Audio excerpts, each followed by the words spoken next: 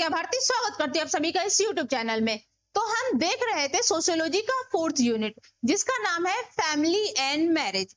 जैसा कि हमने बताया था इस पर्टिकुलर यूनिट को हम 2 पार्ट में कवर करेंगे। तो इसका फर्स्ट पार्ट जिसमें हमने कवर किया है फैमिली के बारे में वो ऑलरेडी अपलोड कर दिए गए हैं। अगर आपने उस पर्टिकुलर लेक्चर को नहीं देखा है तो पहले जा करके इसके फर्स्ट पार्ट को कवर करें जिसमें हमने फैमिली के बारे में सब कुछ देखा था। फैमिली क्या है, उसके डेफिनेशंस क्या है, उसकी कैरेक्टरिस्टिक्स क्या क्या है, फैमिली कितने टाइप्स के होते हैं, इन सारी चीजों के बारे में हमने प्रीवियस लेक्चर में जो कि इसका पार्ट 1 है उसमें हमने कवर किया है। इस पर्टिकुलर लेक्चर में हम मैरिज के बारे में जानेंगे। मैरिज क्या है इसके बारे में सब कुछ। ओके, तो बिना डिले किए हम स्टार्ट करते हैं इस पर्टिकुलर यूनिट को। पहले हम लोग देखेंगे इस पर्टिकुलर लेक्चर में कौन कौन से टॉपिक हम कवर करने वाले हैं। तो हम इसमें सबसे पहले देखेंगे इंट्रोडक्शन ऑफ मैरिज। मैरिज का इंट्रोडक्शन क्या है, किसको कहते हैं मैरिज, इन सब चीज के बारे में हम लोग जानेंगे। इसका डेफिनेशन देखेंगे कि मैरिज का क्या डेफिनेशन होता है, अलग अलग सोशियोलॉजिस्ट ने मैरिज को किस तरीके से डिफाइन किया है वो हम लोग देखेंगे। मैरिज का क्या क्या कैरेक्टरिस्टिक्स होता है ये हम लोग देखेंगे। टाइप्स ऑफ मैरिज, मैरिज कितने टाइप्स के होते हैं वो देखेंगे।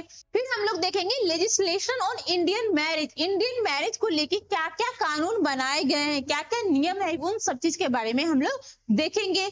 फिर लास्टली हम लोग देखेंगे influence of family and marriage on health. जैसा कि हम लोग क्या है एक हेल्थ प्रोफेशनल है तो हमारा क्या काम है, हेल्थ को उसको बचा कर रखना है, हेल्थ को बेहतर बनाना है। तो फैमिली और मैरिज का क्या इन्फ्लुएंस हो रहा है हमारे हेल्थ में, चाहे वो पॉजिटिव इन्फ्लुएंस हो सकता है, निगेटिव इन्फ्लुएंस हो सकता है। तो आखिर क्या इन्फ्लुएंस, क्या प्रभाव पड़ रहा है फैमिली और मैरिज का हेल्थ पे, इसके बारे में हम लोग लास्ट में देखेंगे। तो हम शुरू करते हैं इस पर्टिकुलर लेक्चर को। सबसे पहले हम लोग क्या देखेंगे, इंट्रोडक्शन ऑफ मैरिज। मैरिज का क्या इंट्रोडक्शन है इसके बारे में हम लोग सबसे पहले देखेंगे। तो मैरिज क्या है, marriage is one of the oldest most important and universal social institution. Marriage क्या है, मैरिज एक बहुत ही पुराना, बहुत ही इंपॉर्टेंट सोशल इंस्टीट्यूशन है। अब सोशल इंस्टीट्यूशन किसको कहते हैं ये हमने पहले भी देखा है कि वैसा इंस्टीट्यूशन जहां पे हम लोग छोटी छोटी बेसिक चीजों के बारे में इस समाज से सीखते हैं उसको हम लोग क्या कहते हैं, सोशल इंस्टीट्यूशन कहते हैं। तो मैरिज भी क्या है, ये भी एक तरीके का सोशल इंस्टीट्यूशन है और चूंकि ये हर सोसाइटी में होता है तो इसीलिए ये क्या है, यूनिवर्सल सोशल इंस्टीट्यूशन है। नेक्स्ट है it is culturally approved union between a man and woman that provide social recognition to their relationship and legitimacy to their children। ये क्या है, कल्चरली अप्रूव्ड यूनियन है मेन और वुमेन के बीच में। मतलब हमारा सोसाइटी, हमारा कल्चर जो है वो अप्रूव करता है कि अब ये मेन और वुमेन जो है as a husband and wife है। अब सोसाइटी जो है इस पर्टिकुलर दोनों मेन और वुमेन को एक हस्बैंड और वाइफ के तौर पे देखेंगे। अब जो भी उनका बच्चे होंगे वो क्या कहते हैं समाज में वो लीगल होंगे, वो जायज होंगे, वो हमारा सोसाइटी जो है उसको एक्सेप्ट करेगा, वो जायज होगा। ओके, तो हमने मैरिज में देखा मैरिज एक बहुत ही ओल्डेस्ट सोशल इंस्टीट्यूशन है। ये जो है कल्चरली अप्रूव करता है कि अब ये मेन और वुमेन जो है वो हस्बैंड एंड वाइफ के तौर पे रह सकते हैं और उनके बच्चे को जो है सोशल रिकॉग्निशन मिलता है, उनके रिलेशनशिप को सोशल रिकॉग्निशन मिलता है। ओके, अब हम लोग देखते हैं जो वर्ड है विवाह, इंग्लिश में मैरिज कहते हैं, हिंदी में क्या कहते हैं, विवाह हो रहा है। तो ये विवाह शब्द जो है ये संस्कृत के 2 शब्द से मिलकर बना है जिसका वी का मतलब होता है स्पेशल, कोई स्पेशल वन, और वाह मतलब होता है टू कैरी, मतलब किसी स्पेशल वन को, कैरी मतलब अपने साथ लाना, उसको क्या कहते हैं विवाह। तो इसका क्या मीनिंग निकल के आता है, the ceremony of carrying away the bride to the house of the bridegroom. एक ऐसा सेरेमनी मतलब एक ऐसा रस्म जिसमें एक ब्राइड को मतलब एक दुल्हन को जो कि बहुत स्पेशल वन है, उस दुल्हन को जो है वो दुल्हे के घर में लाया जाता है, उस सेरेमनी को क्या कहते हैं, विवाह कहते हैं। ओके, तो जो विवाह शब्द है वो किससे आया है, संस्कृत के 2 शब्द से आया है। वी मतलब होता है स्पेशल वन और वाह मतलब होता है टू कैरी, किसी स्पेशल वन को कैरी करके घर में लाना। तो इसमें किसको कैरी करके लाया जाएगा, तो जो ब्राइड है मतलब जो दुल्हन है उसको दूल्हे के घर जो है वो लाया जाएगा, इसको हम लोग क्या कहते हैं, विवाह कहते हैं। ओके, नेक्स्ट हम लोग देखते हैं पर्पस ऑफ मैरिज। मैरिज का पर्पस क्या है? इसका मैरिज का जो फर्स्ट पर्पस है वो क्या है? To stabilizing household. जो घर है, जो उसका गृहस्थ आश्रम है, उसको क्या करना है? स्टेबलाइज करना, उसको घर को स्टेबलाइज करना है। ओके, नेक्स्ट है एंटरिंग इनटू सेक्स रिलेशनशिप। अब जो है ये कल्चरली अप्रूव्ड है, समाज अब आपको अनुमति दे दिया है कि अब आप सेक्सुअल रिलेशनशिप में इंटर कर सकते हैं। नेक्स्ट है प्रोक्रिएशन, मतलब अब आप जो है बच्चे पैदा कर सकते हैं, अब आपके बच्चे होंगे, है ना, उसके लिए अब आप रेडी है। नेक्स्ट है प्रोवाइडिंग केयर फॉर ऑफस्प्रिंग। अब जो भी आपके ऑफस्प्रिंग है, मतलब जो भी आपके बच्चे हैं, अब आप उसको क्या करेंगे? प्रॉपर केयर प्रोवाइड करेंगे, उसका मेंटेनेंस करेंगे। ये सब जो है वो पर्पस है मैरिज का। क्या क्या था? अपने घर को स्टेबलाइज करना, सेक्सुअल रिलेशनशिप में एंटर करना, प्रोक्रिएशन, बच्चे को जन्म देना, और वो बच्चे को जो है वो प्रॉपर मेंटेनेंस, उसका टेक केयर करना। ओके, ये सारा जो है वो पर्पस ऑफ मैरिज है। नेक्स्ट हम लोग देखते हैं डेफिनेशंस ऑफ मैरिज। मैरिज का क्या डेफिनेशंस दिए गए हैं अलग अलग सोशियोलॉजिस्ट के द्वारा, इसको हम लोग देखेंगे। तो फर्स्ट डेफिनेशन है marriage is a contract for production and maintenance of children. मतलब मेलिनोस्की का कहना क्या है कि मैरिज एक कॉन्ट्रैक्ट की तरह होता है जिसके तहत एक मेन और वुमेन जो है, मतलब एक हस्बैंड एंड वाइफ अब प्रोडक्शन कर सकते हैं, मतलब बच्चे को पैदा कर सकते हैं, और उसका जो भी मेंटेनेंस है उसको करने का कॉन्ट्रैक्ट है। मैरिज एक कॉन्ट्रैक्ट की तरह है जिसमें एक मेन और वुमेन के बीच में एक कॉन्ट्रैक्ट होता है कि हम दोनों साथ मिलके अब जो है वो प्रोडक्शन करेंगे, और उस बच्चे का जो भी मेंटेनेंस है उसको हम लोग साथ मिलके करेंगे। ये एक कॉन्ट्रैक्ट की तरह है, ये कहना है मेलिनोस्की का। नेक्स्ट डेफिनेशन क्या है? Marriage is a stable relationship in which men and women are socially permitted without loss of standing in community to have children. मतलब मैरिज जो है एक स्टेबल रिलेशनशिप है, एक मेन और वुमेन के बीच का एक स्टेबल रिलेशनशिप है, जो समाज जो है उसको इजाजत देता है कि अब ये दोनों एक साथ मिलकर रह सकते हैं, सम्मान के साथ समाज में रह सकते हैं, और अपने बच्चे का जो है मेंटेनेंस कर सकते हैं। ये जो है without loss of standing in community, इसका क्या मतलब होता है? समाज जो है इसका सम्मान, इसका इज्जत जो है वो बनाए रखता है। ओके, तो जो एच.एन. जॉनसन है, इनका कहना है कि मैरिज जो है एक हस्बैंड वाइफ के बीच का एक स्टेबल रिलेशनशिप है, समाज उसको इजाजत देता है कि वो जो है इज्जत के साथ, सम्मान के साथ समाज में वो रह सकता है और अपने बच्चे का देखभाल कर सकता है। नेक्स्ट डेफिनेशन है marriage consist the rule and regulation which define the rights, duty and privilege of husband and wife with respect to each other। तो मैरिज क्या है? लेंगेनबर्ग जो है उनके अनुसार मैरिज क्या है? मैरिज एक रूल एंड रेगुलेशन है। मैरिज एक प्रॉपर क्या है? वो रूल एंड रेगुलेशन है जिसमें बहुत सारे नियम्स होते हैं, बहुत सारे उसमें किसका क्या ड्यूटी है, हस्बैंड का क्या ड्यूटी है, उसका क्या राइट है, उसका विशेष अधिकार क्या है, एक वाइफ है उसकी क्या ड्यूटी है, उसका क्या विशेष अधिकार है, एक दूसरे के लिए सम्मान क्या है, इन सभी के बारे में जो है वो एक रूल एंड रेगुलेशन जो होता है वो मैरिज है। मैरिज के अंदर वो सब चीज आता है, ये जो है वो लेंडबर्ग का कहना है। ओके, तो हमने मैरिज के डेफिनेशंस के बारे में देखा, इसमें हमने 3 डेफिनेशन देखे। तीनों जो सोशलिस्ट हैं, मेलिनोस्की, एच.एन. जॉनसन एंड लेंडबर्ग, इन तीनों का अलग अलग मानना है। पहले का कहना है कि मैरिज एक कॉन्ट्रैक्ट है जिसमें दोनों साथ मिलकर रहते हैं, बच्चे को पैदा करते हैं, उसको मेंटेनेंस करते हैं। नेक्स्ट का कहना है कि ये एक स्टेबल रिलेशनशिप है जो सोसाइटी अप्रूव करता है कि वो समाज में और सम्मान के साथ रह सकता है, जो हस्बैंड एंड वाइफ, और अपने बच्चे को देखभाल कर सकता है। नेक्स्ट का कहना है कि मैरिज क्या है? वो रूल्स एंड रेगुलेशन कंसिस्ट करता है, उसके अंदर बहुत सारे रूल्स एंड रेगुलेशन होते हैं जो कि हस्बैंड के ड्यूटीज, उसकी रिस्पॉन्सिबिलिटीज के बारे में बताता है, वाइफ के ड्यूटीज और उसकी रिस्पॉन्सिबिलिटी के बारे में बताता है, with respect to each other, साथ में वो दोनों का एक दूसरे के प्रति सम्मान भी होना चाहिए।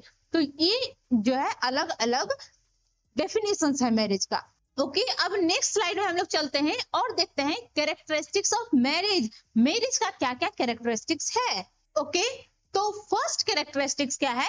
Universal institution. मैरिज क्या है? मैरिज एक यूनिवर्सल इंस्टीट्यूशन, इसका स्टार्टिंग में हमने देखा था ना कि मैरिज क्या है? मैरिज एक यूनिवर्सल सोशल इंस्टीट्यूशन है। क्यों है? क्योंकि ये सारी सोसाइटीज में होते हैं। ऐसा तो नहीं है कि इंडियन सोसाइटी है उसमें मैरिज हो रहा है, वेस्टर्न में नहीं होगा, या फिर कहीं होता है कहीं नहीं होता है, ऐसा नहीं है। मैरिज सारे सोसाइटी में होता है। हो सकता है उसके तरीके अलग हो, बट होता तो है, सारी सोसाइटी में मैरिज होता है। Exist in all stage of social development, क्या कह रहा है कि जितने भी सोशल डेवलपमेंट उन सारे स्टेजेस में जो है ये मैरिज एग्जिस्ट करता है। अब देखिए सोशल डेवलपमेंट क्या है, हमने पढ़ा था सोशल डेवलपमेंट जो है वो बहुत स्टेज में होते हैं। इन्फेंट हो गया, टोडलर हो जाता है, स्कूल एज हो जाता है, एडल्ट हो जाता है ना। इस तरीके से बहुत सारे सोशल डेवलपमेंट का स्टेज होता है। तो इनका कहना है कि ये सारे स्टेज में एग्जिस्ट करता है। कैसे? अब देखिए पहले क्या होता था, आपने मूवी में सुना होगा या फिर आपने सुना भी होगा किस्सों कहानियों में, कि पहले जब बच्चा पैदा होता था ना उसी वक्त तय कर दिया जाता था कि अच्छा इनकी बेटी है, हमारी बेटी और उनके बेटे, उनके बीच में शादी होगा। मतलब बच्चे अभी बड़े भी नहीं हुए, अभी वो पैदा ही हुए हैं, फिर भी शादी फिक्स हो गया। और चाइल्ड मैरिज, उसके बारे में तो आप लोग जानते ही होंगे। चाइल्ड मैरिज क्या है? छोटे एज में, मतलब जब बच्चे कम उम्र में होते हैं तभी उसकी शादी करवा दी जाती है। एडल्टहुड में शादी होता है ना। अब जो है वो थोड़ा बहुत बड़ा हो गया या बुजुर्ग के भी शादी होते हैं। तो एक्चुअली क्या है, इनका कहना है कि ये मैरिज जो है वो सारे सोशल डेवलपमेंटल जो स्टेज है उन सब में एग्जिस्ट करता है। ओके, अब नेक्स्ट हम लोग देखते हैं परमानेंट बॉन्ड। परमानेंट बॉन्ड का क्या मतलब है? ये जो मैरिज है ये हस्बैंड एंड वाइफ के बीच में एक लॉन्ग लास्टिंग रिलेशनशिप होता है। ये परमानेंट बॉन्ड के तरह पे होता है। ठीक है, fulfil social, psychological, biological and religious aim, और वो जो बॉन्ड है उसके थ्रू जो है जो भी हमारा सोशल, साइकोलॉजिकल, बायोलॉजिकल एम है, जो हमारा रिलीजियस है, वो सारे फुलफिलमेंट होते हैं, है ना। जैसे शादी की है तो क्या कहते हैं, अब ये 7 जन्म का बंधन है ना। अब 7 जन्म के लिए ये दोनों जो है वो हस्बैंड एंड वाइफ हो गए।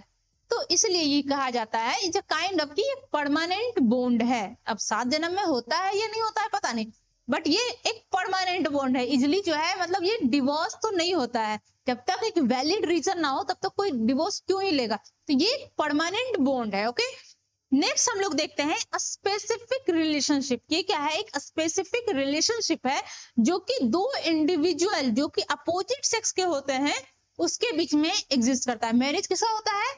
मेन एंड वुमेन का, हस्बैंड एंड वाइफ के बीच में मैरिज होता है। तो ये एक अपोजिट सेक्स के दो इंडिविजुअल के बीच में ये एक स्पेसिफिक रिलेशनशिप है। Okay, it is based on mutual right and obligation. ये किस पे बेस्ड होता है?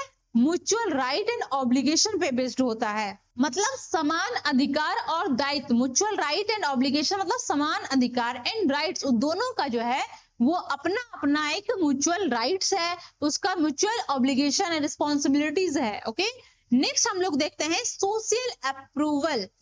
मैरिज क्या है? ये सोशली अप्रूव्ड होना चाहिए। समाज जो है वो आपको अप्रूव्ड करता है कि हाँ अब जो है आप सोसाइटी में एज हस्बैंड एंड वाइफ के तौर पे रह सकते हैं। समाज में जो है वो शादी पूरे समाज के बीच में होता क्यों है? इसीलिए ना, क्योंकि समाज आपको स्वीकृति देता है कि हाँ अब आप जो है हस्बैंड एंड वाइफ है। नेक्स्ट हम लोग देखते हैं stabilise family, provide facility for the procreation and upbringing of children. Marriage जो है वो एक फैसिलिटी प्रोवाइड करता है कि अब आप जो है प्रोडक्शन कर सकते हैं, मतलब आप बच्चे को पैदा कर सकते हैं और उस बच्चे का जो है प्रॉपर अपब्रिंगिंग कर सकते हैं, उसका टेक केयर कर सकते हैं, उसका मेंटेनेंस कर सकते हैं अच्छी तरीके से। और वो बच्चा जो है, क्योंकि आपके समाज की स्वीकृति के साथ आपकी शादी हुई है और उसके बाद आपके बच्चे हुए हैं, तो वो क्या है? जायज बच्चा माना जाता है। ओके, नेक्स्ट हम लोग देखते हैं क्रिएट म्यूचुअल ऑब्लिगेशन। मतलब क्या है? Husband and wife fulfil duties according to customs and law. Husband and wife जो है वो एक दूसरे के प्रति उसका क्या ड्यूटी है, क्या उसका कर्तव्य है, क्या उसकी रिस्पॉन्सिबिलिटी है, ये हमारा कस्टम्स क्या कहता है, हमारा जो कस्टम्स है, ट्रेडिशंस है, लॉ है, उसके अनुसार हस्बैंड एंड वाइफ का क्या ड्यूटी है, क्या रिस्पॉन्सिबिलिटी है, वो क्या है? वो फुलफिल करता है। नेक्स्ट है एसोसिएटेड विथ सेरेमनीज। इसकी जो है मैरिज क्या है? बहुत सारे सेरेमनी होते हैं मैरिज में, बहुत सारे रस्म होते हैं। Include civil and religious ceremony, जिसमें क्या है बहुत सारे रिलीजियस सेरेमनी होते हैं, ठीक है, गिविंग वैलिडेशन टू मैरिज। और ये सारे सेरेमनी, सारे रस्म होते क्यों है, ताकि जो है समाज उसको वैलिडेट कर सके, हाँ now you are married. Next है रेगुलेट सेक्सुअल रिलेशनशिप। मैरिज और किस लिए होता है, टू रेगुलेट सेक्सुअल रिलेशनशिप, जो भी सेक्सुअल डिजायर है उसको रेगुलेट करने के लिए मैरिज होता है। Control sexual relationship according to the customs and law, customs और लॉ के अनुसार जो है आपके सेक्सुअल रिलेशनशिप को, सेक्सुअल डिजायर को कंट्रोल किया जा सके, इसके लिए भी मैरिज होता है। नेक्स्ट है मैरिज सिंबल। मैरिज का क्या क्या सिंबल है, जैसे हिंदू अगर है तो आपने देखा होगा कि मैरिज में क्या क्या, जैसे सेरेमनी में रिंग पहनाया जाता है ना, जब सगाई होता है तो उसके लिए रिंग होता है, मंगलसूत्र महिलाएं पहनती है, सिंदूर लगाती हैं, ओके। तो ये सब क्या है, ये सिंबल है जो दिखाता है कि हाँ ये पर्टिकुलर महिला जो है वो क्या है, वो शादीशुदा है। तो ये सारे सिंबल हैं। तो इस तरीके से हमने मैरिज के कैरेक्टरिस्टिक्स देखे कि मैरिज का क्या क्या कैरेक्टरिस्टिक्स होता है, ओके। इसमें क्या क्या हमने देखा था कि यूनिवर्सल इंस्टीट्यूशन है, ये सारे सोसाइटी में मैरिज होते हैं और हर एक स्टेज में, डेवलपमेंट के बड़ी स्टेज में मैरिज हो सकते हैं, मैरिज एग्जिस्ट करते हैं। हालांकि ये इंडिया में अब लीगल नहीं है, अब जो है फीमेल जो है 18 ईयर प्लस होगी तभी शादी होगा, और मेल जो है वो 21 ईयर्स से ज्यादा होगा तभी उसका शादी होगा। लेकिन पहले जो है सोशल डेवलपमेंट, हर एक सोशल डेवलपमेंट में शादी जो है वो हो जाता था। इसमें हमने देखा कि ये परमानेंट बॉन्ड है, ये एक स्पेसिफिक रिलेशनशिप है मेन और वुमेन के बीच में। हालांकि कुछ देश में जो है वो सेम सेक्स के लोग भी जो है शादी करते हैं, जैसे मेन मेन के साथ शादी कर लेता है, फीमेल फीमेल के साथ शादी कर लेती है, ओके। बट इंडिया में ऐसा कुछ लीगल नहीं है, ये एक स्पेशल अप्रूवल होता है, सोसाइटी आपको अप्रूव करता है कि हाँ आप हस्बैंड और वाइफ के तौर पे रह सकते हैं, आप अपनी फैमिली को स्टेबलाइज कर सकते हैं, आपकी जो भी ड्यूटीज है, जो आपके कस्टम्स आपके लोग बताते हैं हस्बैंड एंड वाइफ का क्या क्या ड्यूटीज होनी चाहिए, वो आप म्यूचुअली फुलफिल करते हैं। उसमें बहुत सारे सेरेमनी होते हैं जो आपको वैलिडेट करता है कि नाउ यू आर मैरिड। आपके सेक्सुअल रिलेशनशिप को रेगुलेट करने के लिए मैरिज होता है, और मैरिज के बहुत सारे सिंबल हैं। तो हमने कैरेक्टरिस्टिक्स ऑफ मैरिज देख लिया।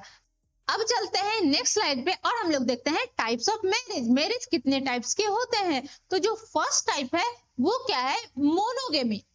मोनोगेमी का क्या मतलब है, एक मेन और एक वुमेन, एक मेन और एक वुमेन के बीच में जो शादी होगा वो क्या है, वो मोनोगेमी है। दोनों एक ही है, मेन ज्यादा लोगों से शादी नहीं कर रहा है या फीमेल ज्यादा मेन से शादी नहीं कर रहा है, इसमें एक मेन होंगे और एक वुमेन होगी, उन दोनों के बीच में जो शादी होगा उसको हम लोग कहेंगे मोनोगेमस मैरिज।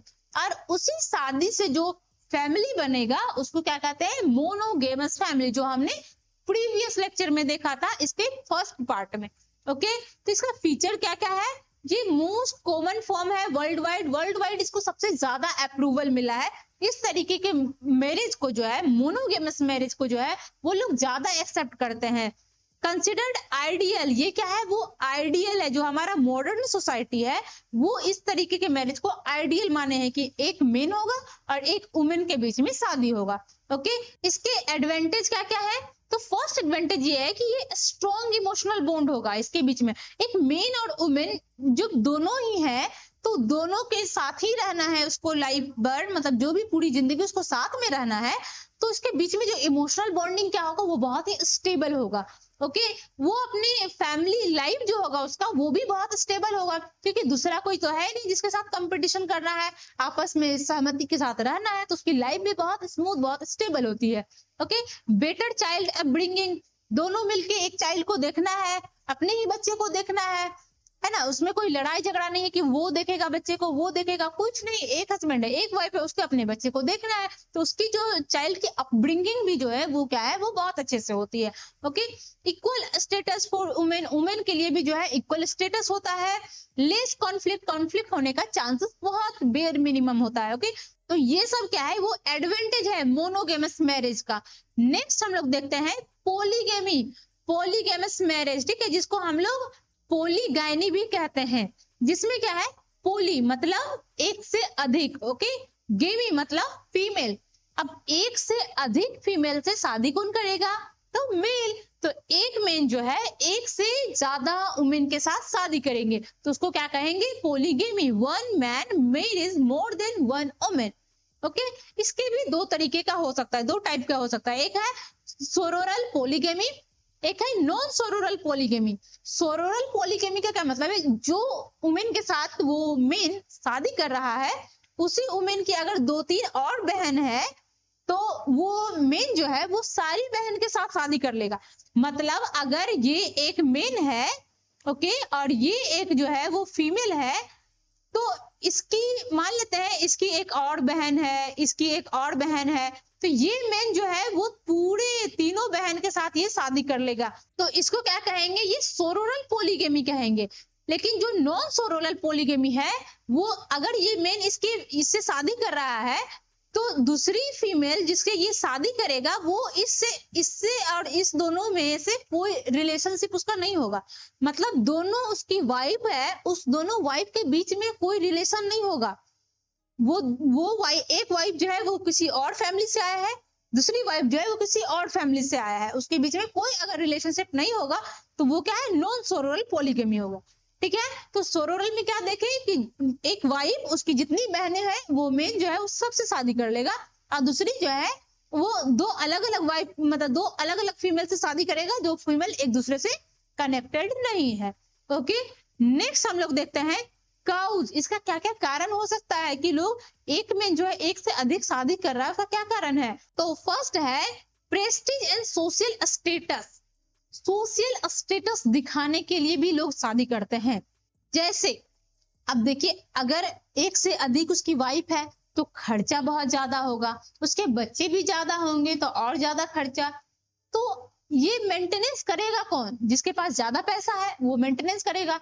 मतलब अगर वो एक से अधिक शादी कर सकता है तो ये समाज में इस तरीके का इंफॉर्मेशन जाता है कि वो बहुत अमीर आदमी है, उसका स्टेटस बहुत ज्यादा है क्योंकि उसने एक से ज्यादा वाइफ रखी हुई है। इस तरीके का ये कारण दिया गया है। ठीक है, नेक्स्ट है डिजायर फॉर मोर चिल्ड्रेन। अगर एक इंसान वो चाहता है कि मेरे बहुत सारे बच्चे हो तो एक फीमेल से तो उतना पॉसिबल नहीं है, तो वो एक से अधिक वाइफ रखते हैं ताकि ज्यादा बच्चे हो। नेक्स्ट है वेराइटी ऑफ कंपेनियनशिप। मतलब उसको एक से अधिक वेराइटी ऑफ कंपेनियनशिप चाहिए उसको। जैसे एक वाइफ है, नेक्स्ट किसी और से प्यार हो गया तो उससे भी शादी कर लिया, किसी और से फिर प्यार हो गया फिर उससे शादी कर लिया, है ना? किस किस को प्यार करूं के तरह हो सकता है। तो एनीवे, तो वेराइटी ऑफ कंपेनियनशिप की वजह से भी ये पॉलीगेमी हो सकता है।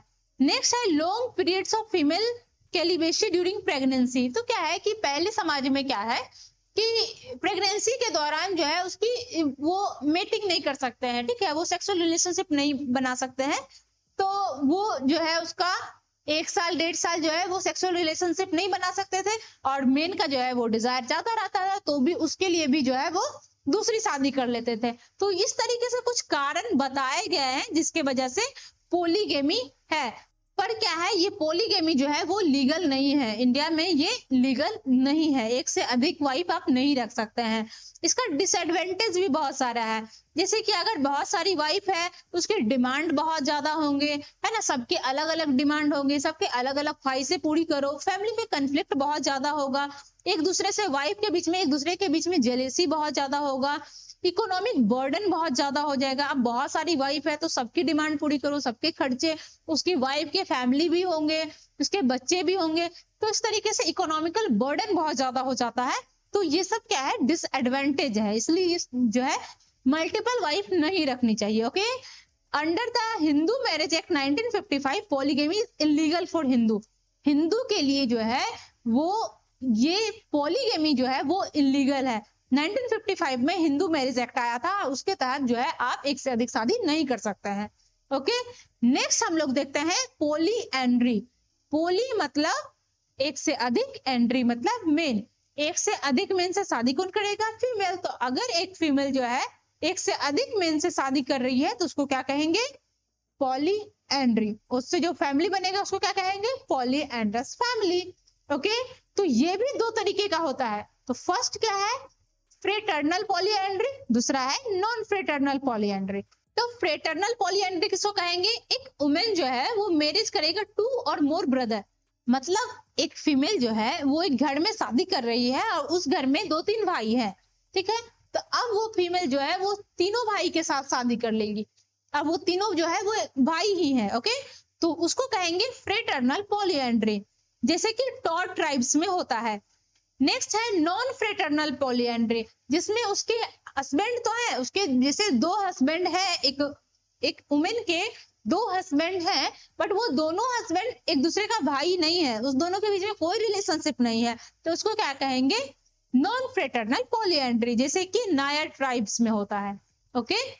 तो इस तरीके से पॉलीएंड्री के भी 2 टाइप्स हुए, जिसमें उसके हस्बैंड के जो भी भाई होंगे उस सबसे उसका शादी होगा, और नॉन फ्रेटर्नल में उसके दोनों हस्बैंड जो एक दूसरे से रिलेटेड नहीं होंगे।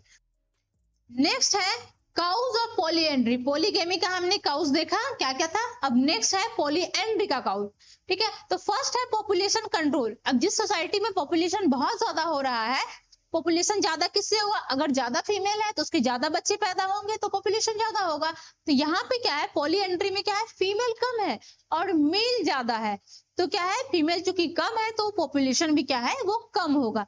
एक फीमेल के कितने ही बच्चे होंगे, है ना, तो ऑब्वियसली है कि वो फीमेल कम है तो बच्चे भी कम होंगे, तो पॉपुलेशन क्या है, ऑटोमेटिकली कंट्रोल हो जाएगा। नेक्स्ट है ब्राइड प्राइस। अब जो है पहली सोसाइटी में क्या है कि महिला को, मतलब अगर उसको शादी करना है तो उस ब्राइड को के घर वाले को पैसा दिए जाते थे या वैल्यूएबल चीज दिए जाते थे ताकि वो उसकी बेटी से शादी कर ले।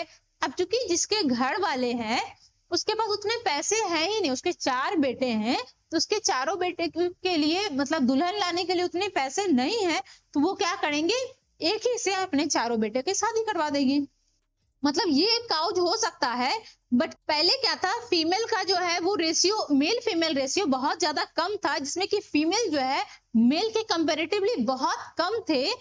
इंडिया के भी कुछ ऐसे एरिया है जहां पे फीमेल रेशियो बहुत ज्यादा कम थे, क्योंकि फीमेल फर्टिसाइड बहुत ज्यादा बढ़ गई थी। तो फीमेल को बच्चे में ही अगर मार दोगे तो क्या है, फीमेल बड़ा होगी ही नहीं, फिर शादी किससे करोगे? तो फीमेल बहुत कम था, बहुत सारे ऐसे गांव थे जहां पे फीमेल था ही नहीं, तो वहां पे क्या था, मेल ही मेल बड़ा हुआ है तो शादी किससे करेगा? तो एक फीमेल कहीं से लाया जाता था और उस घर में जितने भी मेल थे उस सबकी शादी एक फीमेल से करवा दी जाती थी। ये भी एक क्या था, काउज था पॉलीएंड्री का, क्योंकि वो धीरे धीरे कम हो गया है, वो इलीगल है, बट ये भी एक काउज एक समय में रहा है, ओके। इकोनॉमिकल रीजन भी हो सकता है। मेंटेनिंग ज्वाइंट फैमिली प्रॉपर्टी, और जो मेन रीजन जो बतलाया जाता है वो क्या है, मेंटेनिंग ज्वाइंट फैमिली प्रॉपर्टी। जैसे मान लीजिए अगर कोई फैमिली है जिसकी बहुत छोटा सा ही प्लॉट है, मतलब उसका एक छोटा सा घर है, उसको बहुत ज्यादा जमीन जायदाद नहीं है, छोटा सा घर है, उसके 4 बेटे हैं, ओके। तो अब अगर उसके चारों बेटा का शादी करवा दिया जाता है तब क्या है, तो उस जमीन का 4 हिस्सा लगाना पड़ेगा, क्योंकि 4 बेटा का शादी होगा तो चारों का अलग अलग फैमिली भी तो होगा, तो चारों को रहने के लिए अलग अलग जगह चाहिए। अब ये चूंकि इसका प्रॉपर्टी ही बहुत छोटा सा था, अब ये खुद छोटा छोटा जगह पे पता नहीं कहाँ रहेगा, है ना, और उसका प्रॉपर्टी का डिस्ट्रीब्यूशन हो जाएगा तो पता चलेगा प्रॉपर्टी के नाम पे कुछ रहा ही नहीं। तो ये फैमिली कन्फ्लिक्ट ना हो इसीलिए क्या है, चारों बेटा का शादी एक ही लड़की से करवा दिया जाता था ताकि उसका प्रॉपर्टी जो है वो क्या है, वो बचा रहे। इसी तरीके से बिजनेस में भी होता था, बिजनेस फैमिली में क्या था, उसके बिजनेस जो है वो अलग अलग बट ना जाए, इसीलिए सबकी शादी जो है एक ही से करवा दो, तो उसका जो फैमिली बिजनेस जो है वो क्या रहेगा, वो बचा हुआ रहेगा। तो ये सब कुछ रीजन थे जिसकी वजह से पॉलीएंड्री बहुत ज्यादा होता था, ओके। नेक्स्ट हम लोग देखते हैं एडवांटेज। अब पॉलीएंड्री का एडवांटेज क्या क्या है वो देखते हैं। पहला तो एडवांटेज वही हो गया कि कंट्रोल पॉपुलेशन, फीमेल कम रहेगी तो पॉपुलेशन ऑब्वियसली कंट्रोल हो जाएगा। नेक्स्ट है स्ट्रेंथन फैमिली इकोनॉमी, फैमिली के इकोनॉमी को स्ट्रेंथन मिलेगा। हमने बताया कि जो बिजनेस फैमिली होते थे वो इस तरीके से करते थे ताकि उसका बिजनेस जो है वो बढ़ ना जाए, उसमें कंफ्लिक्ट ना हो, इसीलिए जो है फैमिली इकोनॉमी को भी स्ट्रेंथन मिलता था। प्रिवेंट प्रॉपर्टी डिवीजन, प्रॉपर्टी का जो है वो डिवीजन ना हो सके, वो प्रिवेंटेड रहे, इसलिए भी ये सब कुछ जो है वो एडवांटेज है। नेक्स्ट जो है देखते हैं डिसएडवांटेज। अब ऑब्वियसली है कि एक फीमेल है और 3-4 मेल के साथ शादी कर दिए, उसके डिसएडवांटेज तो बहुत सारे रहेंगे। तो फर्स्ट है health problem in women. Women में बहुत सारे हेल्थ प्रॉब्लम्स आने लगे, साइकोलॉजिकल इश्यूज, फीमेल बहुत डिस्टर्ब रहने लगी, वो बहुत ज्यादा साइकोलॉजिकल इश्यूज आने लगे, फैमिली इनस्टेबिलिटी ये सब बढ़ने लगा। तो ये सब क्या है, कुछ कुछ डिसएडवांटेज है। पॉलीएंड्री का कुछ एडवांटेज है तो बहुत सारे डिसएडवांटेज भी है। नेक्स्ट हम लोग देखते हैं ग्रुप मैरिज। ग्रुप मैरिज किसको कहते हैं वो, तो अ ग्रुप ऑफ मेन मेरी अ ग्रुप ऑफ वुमेन। इसमें ऐसा नहीं है कि एक मेन जो है बहुत सारे वुमेन से शादी कर रहा है या फिर एक वुमेन जो है बहुत सारे मेन से शादी कर रही है। इसमें शादी एक मेन और एक वुमेन का ही हो रहा है, पर ये ग्रुप में हो रहा है। बहुत सारे मेन बहुत सारे वुमेन के साथ जो है वो शादी कर रहे हैं, उसको ग्रुप मैरिज कहते हैं। ओके, ये मैरिज बहुत रेयर देखने के लिए मिलता है और ये प्रिमिटिव सोसाइटीज में देखने के लिए मिलता है। क्योंकि देखिए एक सोसाइटी है उसमें बहुत लोग जो है वेल्दी नहीं है, बहुत पैसे नहीं है कि सबकी शादी जो है वो अलग अलग करवा सके, क्योंकि एक शादी में खर्चे बहुत होते हैं, शादी का मेंटेनेंस, भोज देना है, बहुत सारी चीजें है, तो वो खर्चा सबके लिए तो पॉसिबल नहीं है।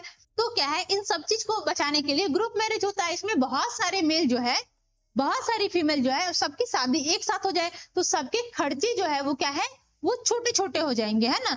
सबके खर्चे कम होंगे और सबकी शादी भी हो जाएगी, एक साथ सबको भोज भी मिल जाएगा। तो इस तरीके से जो है वो क्या है, ग्रुप मैरिज होता है। हालांकि बहुत सारी गवर्नमेंट भी है वो ग्रुप मैरिज करवाती है। जिस तरीके से लोग डोनेट करते हैं मंदिर में, मस्जिद में, व्हाटएवर जहाँ पे भी, या फिर गरीबों को मदद करने के लिए डोनेट करते हैं, उसी तरीके से ग्रुप मैरिज भी करवाते हैं। बहुत लोग ये कहते हैं कि हाँ हम जो है वो 100 लोगों का शादी करवाएंगे, 100 लोगों का कन्यादान करवाएंगे। ओके, तो इस तरीके से भी ग्रुप मैरिज होता है। बहुत सारी गवर्नमेंट भी है जो ग्रुप मैरिज करवाती है। जो गरीब लोग होते हैं वो अपनी बेटी का शादी नहीं करवा पाते हैं, तो उन सबको क्या है वो ग्रुप मैरिज करवाया जाता है। एक साथ बहुत सारे जो है वो फीमेल का बहुत सारे मेल का एक साथ शादी करवाया जाता है सरकार के द्वारा भी। ओके, तो इस तरीके से हमने ग्रुप मैरिज देखा। नेक्स्ट हम लोग देखते हैं कंपेनियोनेट मैरिज। कंपेनियोनेट मैरिज का क्या होता है, marriage based on companionship and mutual understanding. एक दोनों के बीच में, मतलब एक मेल और एक फीमेल दोनों के बीच में म्यूचुअल अंडरस्टैंडिंग, एक म्यूचुअल कंपेनियनशिप के बाद जो मैरिज होता है उसको क्या कहते हैं, कंपेनियोनेट मैरिज। ओके, इसका फीचर क्या क्या है, focus on friendship and compatibility. इसके जो भी रिलेशनशिप होते हैं, जो उसका मैरिज होता है उसका मेन फोकस क्या होता है, उसकी फ्रेंडशिप पे, उसकी कंपैटिबिलिटी के अनुसार से होता है। ये can be dissolve by mutual consent if there is no children. अगर जो है उसके बच्चे नहीं हैं और वो चाहते हैं कि नहीं हमारा शादी जो है वो अच्छे नहीं चल रहा है, तो अपने म्यूचुअल कंसेंट से वो उसको डिसॉल्व भी कर सकते हैं। तो ये क्या था, कंपेनियनेट मैरिज था और इसके ये फीचर थे। ठीक है, नेक्स्ट हम लोग देखते हैं इंडोगेमी एंड एक्सोगेमी। इंडोगेमी किसको कहेंगे, जो अपने ही ग्रुप में शादी होता है इंडोगेमी, और अपने ग्रुप से बाहर शादी होगा उसको क्या कहेंगे, एक्सोगेमी। तो पहले देखते हैं इंडोगेमी को। Marriage with in own group, अपने ही ग्रुप के अंदर मैरिज करने को क्या कहेंगे, इंडोगेमी। अब इसके भी बहुत सारे फॉर्म है इंडोगेमी के। पहले है कास्ट इंडोगेमी, यानी कि अपने कास्ट अपनी ही जाति में जो शादी होता है, जाति विवाह, उसको हम लोग कहेंगे कास्ट इंडोगेमी। ये भी एक तरीके का है तो इंडोगेमी, सब अपने ही कास्ट में शादी कर रहे हैं। नेक्स्ट है ट्राइबल इंडोगेमी, ट्राइबल्स लोग अपने ग्रुप में शादी कर रहे हैं तो ट्राइबल इंडोगेमी हो गया। सब कास्ट इंडोगेमी, अब सब कास्ट बहुत ऐसा नहीं कि कास्ट है, जैसे कि अगर आप बोले अगर आप ब्राह्मण है तो कौन से ब्राह्मण है, चौबे हो, मिश्रा हो, शुक्ला हो, दुबे हो, कौन से ब्राह्मण हो। तो अब उसके अंदर अगर आप मिश्रा है तो शुक्ला आपसे शादी नहीं करेगा, मिश्रा ही आपसे शादी करेगा। तो इस तरीके से क्या है, वो सब कास्ट इंडोगेमी हो गया। सब जो है अपने कास्ट में शादी नहीं कर रहा है, कास्ट के अंदर जो सब कास्ट होता है वो लोग आपस में शादी करते हैं। नेक्स्ट है क्लास इंडोगेमी, अपने सेम क्लास के लोग से शादी करते हैं। Middle class family, middle class family, high class family, high class family, है ना। तो ये सेम क्लास वाले एक दूसरे से शादी करते हैं, उसको क्या कहेंगे, क्लास इंडोगेमी। नेक्स्ट है रेस इंडोगेमी, ये जो है अपने ही रेसेस में जो है वो शादी करते हैं, तो रेस इंडोगेमी हो गया। ठीक है, इस तरीके से कुछ इंडोगेमी के फॉर्म थे। अब है काउ, इसका क्या कारण है, तो फर्स्ट है रिलीजियस बिलीफ। रिलीजियस बिलीफ है, मतलब उसका अपना मानना है कि अपने ही ग्रुप में शादी करना चाहिए, मिलावट हो जाता है, व्हाटएवर जो भी रीजन है। ओके, सोशल स्टेटस, अपने सोशल स्टेटस को मेंटेन रखने के लिए जो है वो एंडोगेमी होता है, एक ही ग्रुप में शादी होता है, अपने ही मतलब कास्ट के अंदर शादी होता है। ओके, नेक्स्ट है कल्चरल सिमिलैरिटी। कल्चरल, अब देखिए अगर दोनों लोग ब्राह्मण है, उसके कल्चर भी एक जैसे होंगे, उसके घर में तौर तरीका एक जैसा होगा, तो उसको क्या है, अगर कोई फीमेल जो है वो एक मेल के मतलब अगर ब्राइड जो है ब्राइड ग्रूम के घर आता है तो क्या है, उसके फैमिली को एक्सेप्ट करना आसान होगा क्योंकि उसके कल्चर सेम है, उसको इसी तरीके से माहौल फिर से मिल रहा है, तो उस माहौल में ढलना बहुत आसान हो जाएगा। तो ये भी एक रीजन है। प्रिवेंशन ऑफ वेल्थ, अपने वेल्थ को प्रिवेंट करने के लिए जो है वो एक जैसे शादी करते हैं। अब क्या है कि पहले क्या था, ये जब कास्ट सिस्टम नहीं था तो क्या था, जो लोग जिस तरीके से काम करते हैं, जैसे लोहार है तो वो लोहार का लोहा बनाने का काम करेगा, सुनार है तो वो सोना का चीज गहना वगैरह बनाने का काम करेगा, तो वो एक स्किल बेस्ड था। तो उस फैमिली वाले जो है अपने जनरेशन बाय जनरेशन स्किल अपने बच्चे को सिखाते थे। अब जो है वो दूसरे से शादी कर लेंगे तो उसका स्किल तो धीरे धीरे डिसॉल्व हो जाएगा, उसका स्किल तो खो जाएगा। इसीलिए जो है वो अपने ही जो जैसे सुनार है वो सोनार से ही शादी करता था ताकि जो है वो स्किल भी जो है वो प्रिवेंटेड रहे, वो स्किल एक जनरेशन से दूसरे जनरेशन में पास ऑन हो सके। धीरे धीरे तो ये क्या है, वो कास्ट का फॉर्म कर लिया कि अगर वो जो लोहा बनाता है तो वो लोहार होगा। अब ऐसा तो नहीं है कि सारे लोहार लोहा ही बनाए, वो कुछ और भी कर सकते हैं, बट इस तरीके से अब कास्ट बना दिया गया। पहले जब नहीं था तो इस तरीके से भी जो है वो इंडोगेमिस का ये भी एक रीजन हो सकता है। ओके, एग्जाम्पल क्या है, marriage within the same caste, ये तो एग्जाम्पल था। ठीक है, तो इंडोगेमी क्या कहते हैं, समझ में आ गया कि इंडोगेमी वो है जो एक ही ग्रुप में, चाहे वो कास्ट हो, सब कास्ट हो, क्लास हो, उसमें अगर शादी हो रहा है तो इंडोगेमी हो गया। नेक्स्ट है एक्सोगेमी। एक्सोगेमी का मतलब है आउटसाइड द ग्रुप, ग्रुप से बाहर, उसके जो भी ग्रुप है उससे बाहर अगर शादी हो रहा है तो उसको हम लोग क्या कहेंगे, एक्सोगेमी कहेंगे। ओके, अब हम इसके फॉर्म को देखते हैं। फर्स्ट है गोत्र एक्सोगेमी, मतलब अपने गोत्र के बाहर शादी करना है उसको कहेंगे गोत्र एक्सोगेमी।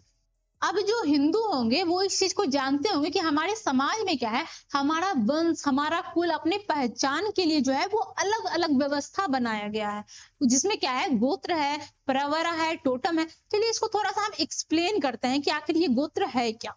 तो गोत्र क्या है, गोत्र क्या है, जो हमारे परिवार के मूल पूर्वज ऋषि मुनि है उसके नाम पे गोत्र पड़ता था। जैसे आपने सुना होगा कश्यप गोत्र है, भरद्वाज गोत्र है, इस तरीके से है ना। विवाह में लोग पूछते हैं ना, या अगर आप कोई यज्ञ वगैरह करवा रहे हैं तो उसमें ब्राह्मण आपसे पूछते हैं कि आप कौन से गोत्र के, आपका गोत्र क्या है, तो आप बताते होंगे मेरा कश्यप है, मेरा भरद्वाज है, मेरा आत्री है। इस तरीके से गोत्र होता है। ये क्या है, ये पूर्वज ऋषि मुनि जो हमारे कुल के ऋषि मुनि है वो उनके नाम पे जो है ये गोत्र होता है। नेक्स्ट है प्रवरा। प्रवरा क्या होता है, प्रवरा भी गोत्र के अंदर आता है, ये भी जो है वो गोत्र के अंदर जो है जो मेन ऋषि मुनि सब है उसी के नाम पे ये भी होता है। नेक्स्ट है टोटम। टोटम जो इस पार्टिकुलर, टोटम क्या है, टोटम जो है जो जनजाति है, जो किसी कुल के पवित्र पशु पक्षी है या जो भी प्राकृतिक चीज है, किसी जिसमें पशु पक्षी आ गया, पेड़ पौधा आ गया, है ना, तो उसका जो भी पवित्र जो भी प्राकृतिक चीज है उसके अनुसार से टोटम होता है। और ऐसा मान्यता है कि जिस कुल का जो टोटम होता है, जो उसका पवित्र चीज होता है, प्राकृतिक चीज, उसका वो कभी नुकसान नहीं पहुंचाता है। जैसे अगर किसी कुल का टोटम है घोड़ा, समझ गए, हॉर्स, तो वो घोड़े को कभी नुकसान नहीं पहुंचाएगा। किसी का अगर सांप है तो वो सांप को कभी नुकसान नहीं पहुंचाएगा। इस तरीके से मानना है कि ये मेरे कुल का जो है पवित्र जीव है, प्राकृतिक जीव है, तो उसको नुकसान नहीं पहुंचाना है। उसी तरीके से गोत्र का मानना है कि सेम गोत्र के लोग शादी नहीं कर सकते हैं, वो सेम गोत्र में अगर आ गए तो वो क्या है, वो भाई बहन हो जाएंगे, तो सेम गोत्र में शादी नहीं होता है। तो इस तरीके से कुछ कुछ है।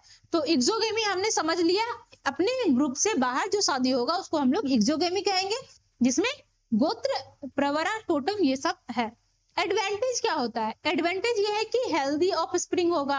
अब देखिए सब लोग सेम ही ग्रुप में शादी करेंगे तो क्या है, उसकी जेनेटिक सिमिलैरिटी कितनी ज्यादा हो जाएगी, है ना, सबका जेनेटिक एक जैसा हो रहा है, तो जेनेटिक वेरिएशन होगा ही नहीं, और जेनेटिक एक्यूमुलेशन के वजह से बहुत सारे डिजीज भी हो जाते हैं। तो इस सबसे प्रिवेंट करने के लिए, हेल्दी ऑफस्प्रिंग के लिए क्या है, एक्सोगेमी होता है। नेक्स्ट है वाइडर सोशल रिलेशनशिप। अब जिसकी रिलेशनशिप जितनी दूर दूर रहेगी, उसकी मतलब सोसाइटी में उसकी पहचान भी, अब लोग जो है दूसरे कास्ट में शादी कर लिए, अब इस फैमिली की पहचान अब उसकी पूरी फैमिली के साथ पहचान बन गया, तो ये क्या है, ये रिलेशनशिप हमारा बहुत ज्यादा वाइड हुआ कि नहीं हुआ। नेक्स्ट है सोशल इंटीग्रेशन। अब समाज के साथ हम एक दूसरे के साथ जुड़ भी सकते हैं। अगर सब लोग एक ही ग्रुप में शादी करने लग गए, तो क्या है, दूसरे ग्रुप के बारे में कुछ पता ही नहीं चलेगा, दूसरे ग्रुप में क्या है, क्या बेहतर है, नहीं है, कुछ भी उसके बारे में पता ही नहीं चलेगा, है ना। ये सब जो है वो कुछ एडवांटेज है एक्सोगेमी का। अगर हम लोग हिंदू मैरिज को देखें, तो हिंदू मैरिज जो है कहीं ना कहीं इस चीज को मानता तो है कि अपने गोत्र से बाहर, जैसे हम लोग देखेंगे भी ना, तो जब कुंडली मिलाया जाता है तो देखा जाता है उसका गोत्र सेम तो नहीं है। अगर गोत्र सेम हो गया तो क्या है, अब ये दोनों भाई बहन है, अब इसकी तो शादी होगी नहीं। तो इस तरीके से ये कहीं ना कहीं इस चीज को मानता तो है, ठीक है। तो इस तरीके से हमने इंडोगेमी एंड एक्सोगेमी देखा। अब हम लोग नेक्स्ट हम लोग देखते हैं एन्युलोमा एंड प्रेटिलोमा मैरिज क्या होता है। तो पहले देखते हैं एन्युलोमा। एन्युलोमा किसको कहते हैं, हायर कास्ट मैरिज मेरी लोअर कास्ट में। इसमें जो हायर कास्ट के मेल हैं वो शादी करेंगे लोअर कास्ट के फीमेल के साथ, ठीक है। फीमेल लोअर कास्ट की है, मेल हायर कास्ट का है, उस दोनों की अगर शादी हो रही है तो क्या है, एन्युलोमा मैरिज। नेक्स्ट है प्रेटिलोमा मैरिज। वहीं पे जो लोअर कास्ट के मेन है वो शादी करेंगे हायर कास्ट के वुमेन के साथ, तो वो क्या है, प्रेटिलोमा मैरिज। जैसे कि पुराने फिल्मों में होता था, अमीर लड़की गरीब लड़के दोनों को प्यार हो गया, उसके शादी हो गया, तो उसका क्या कहेंगे, प्रेटिलोमा हो गया, ठीक है। तो इस तरीके से एनुलोमा एंड प्रेटिलोमा मैरिज इसको कहते हैं। नेक्स्ट हम लोग देखते हैं विडो रीमैरिज। विडो मतलब जो विधवा है उसका फिर से शादी करवाने, क्योंकि पहले जो है विडो को शादी करने का अधिकार नहीं था। अगर लोग एक बार विधवा हो गई तो वो दोबारा शादी नहीं करती थी। आपने सती प्रथा के भी बारे में सुना होगा, जो कि समाज में बहुत पहले चलता था कि जो महिलाएं हैं उसके हस्बैंड का अगर डेथ हो गया तो उसको भी उसी के साथ जो है वो जला दिया जाता था, जो बहुत ही क्रूर तरीके का प्रथा था, पर था, है ना। तो विडो को रीमैरिज करने का अधिकार नहीं था, लेकिन जो है वो धीरे धीरे चीजें बदली और विडो को रीमैरिज करने का अधिकार मिला। Okay, marriage of window after the death of her husband. उसके हस्बैंड की जब किसी भी कारण बस अगर उसके पति का डेथ हो गया तो उसकी महिला मतलब उसकी पत्नी अगर चाहे तो शादी कर सकती है फिर से। Reason for prohibition. अब बात ये है कि क्यों विडो पहले रीमैरिज क्यों नहीं कर सकती थी, क्यों उसको रोका गया था। तो पहला कारण था कंसेप्ट ऑफ कन्यादान। हमारे यहाँ क्या होता है, मतलब ये हिंदू समाज में क्या होता है कि कन्यादान का एक प्रथा है, हम कन्या को दान करते हैं, कन्यादान करते हैं। तो अब जो एक बार जब कन्यादान किया जा सकता है तो उसी कन्या का दोबारा कन्यादान कैसे होगा, इसीलिए भी जो है विडो का रीमैरिज नहीं होता था। नेक्स्ट है स्केयर्डनेस ऑफ मैरिज। मैरिज को लेकर जो व्यवस्था है वो खराब हो जाएगा। Emphasise on racial purity. उसका मानना था कि जो हमारे रेशियल प्योरिटी है वो खराब हो जाएंगे। इंटरनल रिलेशनशिप कॉन्सेप्ट, जो इंटरनल रिलेशनशिप कॉन्सेप्ट था उसके भी वजह से, एंड इकोनॉमिकल डिपेंडेंसी के भी रीजन था। ये सब कुछ रीजन थे जिसके वजह से जो है विडो का रीमैरिज नहीं होता था। नेक्स्ट हम लोग देखते हैं कि विडो को किस तरीके से अधिकार मिला फिर से शादी करने का, है ना। तो रिफॉर्मेशन मूवमेंट चलाया गया था किसके समय, आर्य समाज जब थे उसके समय जो है वो रिफॉर्मेशन मूवमेंट चलाया गया था। उसी के अंदर जो है वो विडो रीमैरिज करने के लिए इनकरेज, उन्होंने जो है बहुत सारा मूवमेंट चलाया और उन्होंने जो है इनकरेज किया कि अब आप जो है अपनी जो भी बहू है जो विधवा हो गई है उसको भी जीने का अधिकार है। अब पहले देखिए क्या था कि कम उम्र में पहले शादी हो जाता था, और ऐसा नहीं कि उसी एज के लड़के से शादी हो रहा है, शादी बहुत बड़े बड़े लड़के से भी हो जाता था, बूढ़े लोग से भी शादी कर दिया जाता था एक बच्चे का, और वो जो है वो जल्दी निकल लिया इस दुनिया से। तो अब वो बच्ची जो है वो जिंदगी भर वो अकेली ही तो नहीं रहेगी। तो इसलिए ये सब चीज जो है वो बहुत गलत था कि विडो को मतलब एक तरीके से एक लड़की से पूरा अधिकार ही छीन लिया जाता था। तो इस चीज को क्या है, आर्य समाज ने इस चीजों को बहुत अंदर से देखा और उन्होंने इंकरेज किया समाज को कि नहीं, जो भी विडो है उसको भी जीने का अधिकार है, उसको भी फिर से मैरिज करवाना चाहिए। स्टेबलाइज विडो रीमैरिज सोसाइटी, उन्होंने जो है विडो रीमैरिज सोसाइटी को स्टेबलाइज किया। तो इस तरीके से जो है जो भी विधवा महिलाएं थी उसको फिर से शादी करने का अधिकार मिला। ओके, नेक्स्ट हम लोग देखते हैं हिंदू विडो रीमैरिज एक्ट। 1856 में विडो रीमैरिज एक्ट लाया गया। कानूनी तौर पे जो है विडो को रीमैरिज करने का अधिकार मिल गया। इसको इंपॉर्टेंट पॉइंट देखते हैं। Introduced through the effort of Ishwar Chandra Vidyasagar. Ishwar Chandra Vidyasagar उनकी बहुत बड़ी भूमिका रही है, जिन्होंने जो है विडो रीमैरिज एक्ट लाया, जिसके वजह से लाया गया लीगलाइज्ड विडो रीमैरिज। उन्होंने जो है उसी ने बहुत सारे मेहनत की, जिसको विडो को रीमैरिज करने का अधिकार मिला। कानूनी तौर पे उस चीज को लीगलाइज किया गया। प्रोटेक्ट लेजिटिमेसी ऑफ चिल्ड्रन, और सिर्फ ऐसा नहीं है कि वो विडो के रीमैरिज से फिर से अगर उसके बच्चे हुए तो उसको भी प्रॉपर लेजिटिमेसी, मतलब समाज उसको स्वीकृत करे, उसको भी एक जायज बच्चे की तरह उसको माने। ओके, तो ये सब जो है वो कानूनी तौर पे जो है हिंदू विडो रीमैरिज एक्ट 1856 में लाए गए। किसके एफर्ट थे? ईश्वर चंद्र विद्यासागर। मूवमेंट कब किसके द्वारा चलाया गया था? आर्य समाज के द्वारा। ठीक है, ये सब इंपॉर्टेंट पॉइंट है। अब नेक्स्ट हम लोग देखते हैं हिंदू मैरिज। हिंदू मैरिज क्या होता है, इसका क्या एम है, क्या टाइप है, ये हम लोग देखते हैं। ओके, तो Hindu marriage is regarded as a religious sacrament. Hindu marriage सिर्फ एक कॉन्ट्रैक्ट की तरह नहीं है, सिर्फ एक समझौता नहीं है, बल्कि ये एक धार्मिक संस्कार भी है। हिंदू में शादी सिर्फ एक समझौता नहीं, एक प्रॉपर संस्कार, बहुत सारे रिचुअल्स, रीति रिवाज के साथ जो है उसकी शादी होती है, वो एक संस्कार है, विवाह संस्कार। ओके, नेक्स्ट देखते हैं एम ऑफ हिंदू मैरिज। इसका एम क्या है? तो फर्स्ट है फुलफिलमेंट ऑफ धर्म। जो हमारा धर्म है, रिलीजियस है, उस चीज को परफॉर्म करना, उसको फुलफिल करना, ये फर्स्ट एम है। नेक्स्ट है प्रोक्रिएशन, बच्चे को जन्म देना, ये दूसरा है। नेक्स्ट है सेक्सुअल प्लेजर, जो भी हमारा सेक्सुअल डिजायर है, एक मेन का, एक वुमेन का जो भी सेक्सुअल डिजायर है, उसको कंट्रोल करना, उसको रेगुलेट करना, उसको फुलफिल करना, ये तीनों एम है हिंदू मैरिज का। ठीक है, हिंदू मैरिज सिर्फ एक कॉन्ट्रैक्ट नहीं है, बल्कि एक धार्मिक संस्कार है। ओके, नेक्स्ट हम लोग देखते हैं टाइप्स। हिंदू मैरिज के टाइप्स कौन कौन से होते हैं। इसमें हिंदू में जो है वो क्या है, 8 तरीके का, टोटल 8 तरीके का मैरिज होता है। ओके, इसको हम लोग एक एक करके देखते हैं। जो फर्स्ट है वो है ब्रह्म मैरिज। ब्रह्म मैरिज किसको कहते हैं? मतलब ब्रह्म विवाह। ब्रह्म विवाह कहते हैं जो बेटी का शादी, मतलब एक परिवार, एक पिता अपनी बेटी का शादी एक ऐसे लड़के से करते हैं जो बहुत ही योग्य हो, उसके लायक जो हो, उसको देख समझ के अच्छे से उसका विवाह करवाते हैं। अपनी बेटी को सजा करके उसके पूरी रीति रिवाज के साथ उस वर को सौंपते हैं, उसको हम लोग ब्रह्म विवाह कहते हैं। ओके, नेक्स्ट है प्रजापति मैरिज। प्रजापति मैरिज का मुख्य उद्देश्य जो होता है वो होता है धर्म को पालन करना।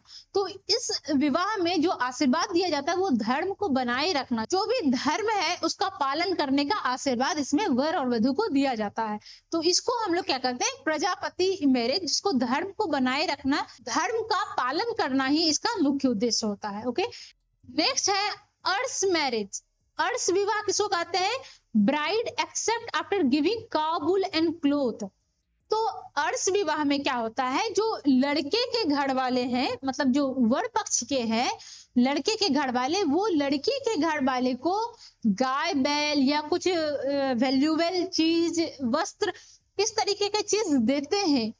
ये उस लड़की का कीमत नहीं लगा रहा है, मतलब जो दुल्हन है, जो वधु है, उसका कीमत नहीं है, बल्कि ये एक संकल्प के तौर पे दिया जाता है कि अब वो गृहस्थ आश्रम में वो जा रही है, उसका अनुमति, उसका एक संकल्प लिया जाता है। तो इस तरीके का मैरिज को कहते हैं अर्स मैरिज। नेक्स्ट है देव मैरिज। देव मैरिज किसको कहते हैं? वो ब्राह्मण, वो पुरोहित जो घर में यज्ञ करवाते हैं, उस पुरोहित के साथ जो है वो अपनी बेटी का शादी करवा दिया जाता है, उसको हम लोग कहते हैं देव मैरिज। नेक्स्ट है असुर मैरिज। अब असुर मैरिज किसको कहते हैं? इसमें क्या है कि लड़के के घर वाले लड़की के घर वाले को पैसे, जेवर गहना या व्हाटएवर जो भी वैल्यूएबल चीज है वो दे करके उसकी बेटी को विवाह के लिए प्राप्त करता था, उसको असुर मैरिज कहते हैं। नेक्स्ट है गंधर्व मैरिज। गंधर्व मैरिज किसको कहते हैं? गंधर्व विवाह। जो लव मैरिज है उसको कहते हैं गंधर्व विवाह। जो दोनों वर और वधु अपनी म्यूचुअल अंडरस्टैंडिंग के साथ, उस दोनों के बीच में प्यार होता है, वो अपनी आपसी सहमति से शादी करते हैं, उसको क्या कहते हैं? गंधर्व विवाह। सबसे खूबसूरत विवाह। ओके, नेक्स्ट है राक्षस मैरिज, मतलब राक्षस विवाह किसको कहता है? राक्षस विवाह में क्या होता है कि जो लड़की होती है उसको बलपूर्वक उससे शादी कर लिया जाता है, एकदम मतलब जोर जबरदस्ती करके जो है बलपूर्वक उससे क्या है वो शादी कर लेते हैं, उसको क्या कहते हैं? राक्षस मैरिज कहते हैं। नेक्स्ट है पिशाच मैरिज। पिशाच विवाह किसको कहते हैं? इसमें क्या है कि जो लड़की जिससे वो शादी करने वाला होता है, शादी से पहले उसको सोए हुए हालत में या उसको बेहोश हालत में उसका शोषण करता है, उसको एक्सप्लॉइट करता है, उसके बाद उससे शादी करता है, तो उसको क्या कहते हैं? पिशाच मैरिज कहते हैं, जिसको समाज में बहुत ही गलत माना गया है। ओके, तो इस तरीके से हमने हिंदू मैरिज के 8 अलग अलग फॉर्म देखे, 8 अलग अलग तरीके का मैरिज होता है। नेक्स्ट हम लोग देखते हैं हिंदू मैरिज एक्ट। 1955 में हिंदू मैरिज एक्ट आया, जो ये बताता है कि कौन सी शादी वैलिड है, मतलब समाज के द्वारा नहीं, लीगली कॉन्स्टिट्यूशन के थ्रू जो है कौन सी शादी को वैलिड बताया गया है, इसके बारे में हिंदू मैरिज एक्ट में बताया गया, जो आया कब था? 1955 में आया था। तो इसमें किस किस चीज को वैलिड बताया गया है? फर्स्ट है neither party has living spouse, मतलब जिस वक्त लड़का और लड़की एक दूसरे से शादी कर रहे हैं उसका पहले से कोई भी स्पाउस नहीं होने चाहिए, मतलब अगर वो लड़का जो है उसकी पहले से शादी के समय उसका पहले कोई भी पत्नी नहीं होना चाहिए, या जो लड़की शादी कर रही है उसका पहले से कोई पति नहीं होना चाहिए। अगर उसका पहले से पति है या पत्नी है तो उसकी शादी को लीगल या वैलिड नहीं माना जाएगा। ओके, तो कंडीशन फर्स्ट क्या था कि दोनों का अपना स्पाउस नहीं होना चाहिए at the time of marriage. Okay, next है neither party is incapable of giving a valid consent, चाहे लड़का चाहे लड़की कोई भी इस अवस्था में नहीं होना चाहिए कि वो अपना कंसेंट, वैलिड कंसेंट ना दे रहा हो, मतलब उसके माइंड जो है वो अनसाउंडेड नहीं होना चाहिए, मतलब वो मतलब प्रॉपर कॉन्शियस होना चाहिए, उसको पता होना चाहिए मेरा शादी हो रहा है, ठीक है, मेंटल स्टेटस उसका सही होना चाहिए और वो वैलिड कंसेंट देने के हालत में होना चाहिए, तभी उसका शादी को वैलिड माना गया है। नेक्स्ट है ग्रूम मस्ट बी 21 ईयर, जो लड़का है वो एटलीस्ट 21 साल का होना चाहिए और जो ब्राइड है, जो दुल्हन है, वो एटलीस्ट 18 साल की होनी चाहिए। उससे कम उम्र की लड़की उससे या 21 साल से कम उम्र के लड़के की शादी को वैलिड नहीं माना जाएगा। नेक्स्ट है party should not fall with in the prohibited relationship, जो पार्टी है वो ऐसे रिलेशनशिप में नहीं आने चाहिए जो कस्टम्स के द्वारा प्रोहिबिटेड है, मतलब वो एक दूसरे से शादी नहीं कर सकते, मतलब वो ऐसे रिलेशनशिप में है जो एक दूसरे से शादी नहीं कर सकते हैं, जो मतलब उसके कस्टम्स के अनुसार वो एक दूसरे से शादी नहीं कर सकते हैं, वैसे कैटेगरी के अंदर नहीं आने चाहिए। नेक्स्ट है party should not be sapindas unless permitted by customs, मतलब पार्टी, स्पिंडस का मतलब होता है वंश कुल, मतलब पार्टी जो है, मतलब जो लड़का और लड़की है वो एक ऐसे वंश या एक ऐसे कुल से नहीं होने चाहिए जो शादी नहीं कर सकते हैं अनलेस कि उसके कस्टम्स उसको परमिट करते हो। तो ये सारी जो है कुछ ऐसे कंडीशंस हैं जो बताते हैं कि इस तरीके का शादी होगा तो वो वैलिड माना जाएगा या नहीं माना जाएगा। ओके, जिसमें दोनों के अपने अपने पति पहले से नहीं होने चाहिए, अगर पहले से पति या पत्नी हो तो उसके शादी अगर बाद में हुई है तो वो वैलिड नहीं होगा, वो अपना वैलिड कंसेंट देने के लायक होना चाहिए, लड़का 21 साल का होना चाहिए, लड़की 18 साल का होनी चाहिए, उसका पार्टी जो है उसका प्रोहिबिटेड रिलेशनशिप के अंदर नहीं आने चाहिए, जब वो एक ही वंश या कुल में नहीं होने चाहिए जब तक कि उसके कस्टम उसको परमिट नहीं करते हैं। ठीक है, इस तरीके से ये कुछ वैलिड कंडीशन थे मैरिज के जो हिंदू मैरिज एक्ट 1955 के अनुसार है। नेक्स्ट हम लोग देखते हैं मैरिज राइट। मैरिज राइट क्या है? जिसको कहते हैं सप्तपदी। सप्तपदी मतलब 7 पद मतलब पग, है ना। जैसे हिंदू मैरिज में आपने देखा होगा, जब भी मतलब हिंदू के किसी घर में शादी होता है, क्या है, 7 फेरे लेते हैं, अग्नि के चारों ओर 7 फेरे लेते हैं। 7वां फेरा जब कंप्लीट होता है तब जाके उसकी शादी संपन्न होती है।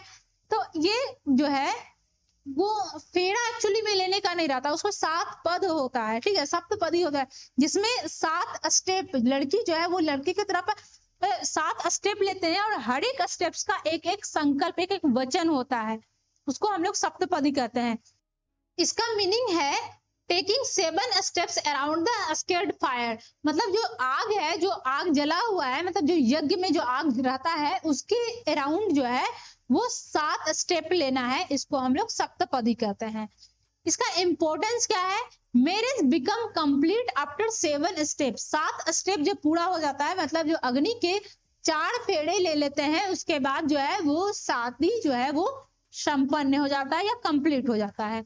Essential condition of Hindu marriage, Hindu marriage में जो है ये 7 फेरा लेना ये बहुत इंपॉर्टेंट है। इस तरीके से हमने हिंदू मैरिज के बारे में जाना, हिंदू मैरिज क्या होता है, कितने फॉर्म है हिंदू मैरिज के, हिंदू मैरिज एक्ट क्या है, ये सप्तपदी किसको कहते हैं, ये सब हमने जाना। और इसके क्या मतलब 7 जो स्टेप लेते हैं, ये 7 फेरे लेते हैं, उसमें क्या क्या संकल्प है, ये आप गूगल करके देख सकते हैं। ओके, नेक्स्ट हम लोग देखते हैं मुस्लिम मैरिज, मतलब मुस्लिम का विवाह जो होता है वो क्या होता है, उसके बारे में सब देखते हैं। Marriage in Islam is called निकाह, मुस्लिम का जो मैरिज होता है उसको क्या कहते हैं, निकाह कहते हैं। हिंदू में विवाह होता है, शादी होता है, मुस्लिम में निकाह हो जाए। इसका फीचर क्या है, कंसिडर्ड अ सेक्युलर कॉन्ट्रैक्ट, ये निकाह है, ये इसको जो है एक सेक्युलर कॉन्ट्रैक्ट के तौर पे देखा जाता है। इसमें क्या होता है, पहले प्रपोजल होता है जिसको इजाब कहते हैं, फिर उसको एक्सेप्टेंस किया जाता है जिसको कबूल, मतलब उससे पूछता है ना, पहले प्रपोज करता है क्या आपको ये शादी कबूल है, फिर जो लड़की होती है या जो लड़का होता है वो एक्सेप्ट करता है, हाँ कबूल है, 3 बार अगर कबूल है बोल दिया तो उसका क्या है, शादी कबूल माना जाता है। इसके लिए क्या है, एक विटनेस का जरूरत पड़ेगा जो कि काजी या मौलवी होता है ना, वो जो है एक विटनेस के तौर पे रहते हैं कि हाँ मैंने इनके शादी करवाया है, ये दोनों जो है वो अब निकाह में बन गए हैं। नेक्स्ट हम लोग देखते हैं डिवोर्स टाइप, इसमें डिवोर्स का भी कुछ टाइप्स होता है। इसमें पहला है खुला, खुला किसको कहते हैं, जब डिवोर्स के लिए पहला स्टेप जो है फीमेल बढ़ाती हैं, मतलब जो भी मुस्लिम महिलाएं हैं वो पहले आगे आके बोलती है कि हाँ मुझे डिवोर्स चाहिए व्हाट एवर रीजन, तो उसको हम लोग कहते हैं खुला, ठीक है, क्योंकि वो पहला इनिशिएटिव जो है वो वाइफ ली है तो उसको खुला कहेंगे। नेक्स्ट है मुबारात, इसका क्या मतलब है, इसमें क्या है, हस्बैंड या वाइफ, मतलब चाहे हस्बैंड चाहे वाइफ दोनों में से कोई भी अगर इनिशिएट कहेगा, डिवोर्स के लिए इनिशिएट करेगा तो उसको क्या कहेंगे, मुबारात कहेंगे। तलाक, तलाक कब होता है, जब हस्बैंड जो है वो प्रोनाउंस करता है, हस्बैंड जो है वो 3 बार अगर बोलेगा तलाक तलाक तलाक, तो उसका उसकी वाइफ के साथ क्या हो गया, तलाक हो गया। ये भी एक जो है वो डिवोर्स के लिए प्रोनाउंस करेगा हस्बैंड, तलाक तलाक तलाक, तो क्या हो जाता है, वो तलाक हो जाता है। ये भी डिवोर्स का टाइप है। और भी बहुत अदर फॉर्म होते हैं जैसे कि इला, जिहार, लियान, ये सब अलग अलग फॉर्म है डिवोर्स के। नेक्स्ट हम लोग देखते हैं ट्राइबल मैरिज, ट्राइबल मैरिज क्या होता है, इसके कौन कौन से टाइप हैं। तो फर्स्ट टाइप है मैरिज बाय एक्सचेंज, इसमें एक्सचेंज किस चीज का हो रहा है, तो इसमें क्या होता है, जो एक्सचेंज होता है वो क्या, एक फैमिली है दूसरी फैमिली है, इस फैमिली के लड़के और लड़की, इस फैमिली के लड़के और लड़की, उसका आपस में शादी हो जाता है तो उसको कहते हैं एक्सचेंज करो, मतलब इसका लड़का इसकी लड़की के साथ शादी करेगा और इसका लड़का जो है इसकी लड़की के साथ शादी करेगा, तो दोनों एक दूसरे के साथ एक्सचेंज करके साथ, हम आपको लड़का दिए आप मेरे को लड़की दो, तो उस तरीके से जो है वो मैरिज बाय एक्सचेंज, ये एक ट्राइबल मैरिज का टाइप है। नेक्स्ट है मैरिज बाय कैप्चर, इसमें क्या है, बलपूर्वक जो है वो कैप्चर कर लिया जाता है और उससे शादी का, मतलब जो लड़की से शादी करना है उसको अपने बलपूर्वक जो है उसको कैप्चर कर लिया और उससे शादी कर लिया, ये मैरिज बाय कैप्चर। नेक्स्ट है मैरिज बाय प्रोवेशन, इसमें क्या होता है कि अगर लड़के को किसी लड़की के साथ शादी करना है तो पहले क्या है, लड़की के घर में जाकर के, मतलब लड़की के फैमिली में जाकर के उसको कुछ दिन उसको साथ में रहना होगा। उसके बाद अगर वो लड़की सहमत होती है कि हाँ मुझे अब इससे शादी करना है, तब जाकर के उससे शादी होता है, जिसको क्या कहते हैं, मैरिज बाय प्रोविजन। मतलब कुछ टाइम पीरियड के लिए लड़के को लड़की के घर में आकर के रहना होता है। ओके, नेक्स्ट है मैरिज बाय परचेज। इसमें क्या है कि लड़की के घर वाले को पैसा दिया जाता है, या भी वैल्यूएबल आइटम्स है वो लड़की के घर वाले को दिया जाता है, लड़के के घर वाले के द्वारा, और उससे शादी किया जाता है। नेक्स्ट है मैरिज बाय सर्विस। इसमें क्या होता है कि अगर लड़के के घर वाले को पास पैसा नहीं है उसकी ब्राइड, उस लड़की को घर वाले को देने के लिए, तो क्या है कि वो लड़का उसके घर में रहेगा और उसके घर में काम करेगा, और उसके बाद जो है वो उससे शादी करता है उसकी लड़की के साथ, तो उसको कहते हैं मैरिज बाय सर्विस। नेक्स्ट है marriage by trial. Marriage by trial का क्या मतलब है, इसमें क्या होता है, लड़की और लड़के, मतलब जिसको शादी करना है वो लड़की और लड़के एक साथ मिलकर के पति पत्नी की तरह रहेंगे कुछ समय के लिए। अगर उसको लगेगा कि हाँ हम दोनों जो है हस्बैंड वाइफ के लिए सही हैं, तब वो लोग एक दूसरे से शादी कर लेते हैं। मतलब बोले तो ये एक तरीके से लिव इन रिलेशनशिप में रहते हैं। ओके, तो वो क्या है, मैरिज बाय ट्रायल। आप देख रहे हैं ट्राइबल मैरिज है लेकिन एडवांस है, तो उसी तरीके से ये हमने देखा मैरिज बाय ट्रायल। नेक्स्ट है मैरिज बाय इलॉपमेंट। मतलब एक दूसरे के साथ भाग के शादी कर लिया।